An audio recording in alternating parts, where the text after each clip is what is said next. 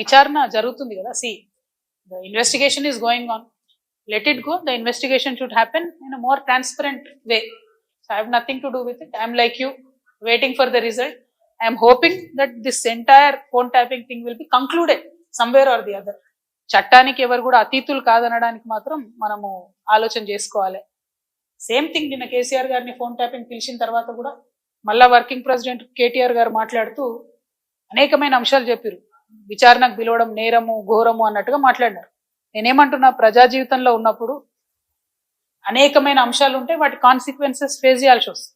So transparent గా విచారణ కొనసాగడానికి అందరం కూడా సహకరించి ఈ అంశాన్ని ఎంత తొందరగా క్లోజ్ చేస్తే అంత మంచిది. అసలు మమ్మల్ని విచారణకే పిలవద్దు అన్నట్టు మాట్లాడుతున్నాం. అసలు ఆ సిచ్యువేషన్ ఎందుకు వచ్చింది? ఇన్ని రోజులు పిలవలేదు కదా కేసీఆర్ గారిని విచారణకు, ఇప్పుడు ఆ సిచ్యువేషన్ వచ్చింది కదా. ఆ సిచ్యువేషన్ ఎందుకు వచ్చిందో ఇప్పటికన్నా అంతర్గతంగా వాళ్ళు పరిశీలన చేసుకోవాలి.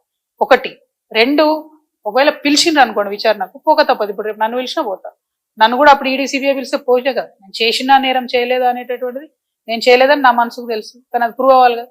ఇప్పుడు కూడా అదే జరుగుతుంది. సో చట్టానికి అందరం కూడా సహకరించాలి. పిలిచినప్పుడు పోతాం.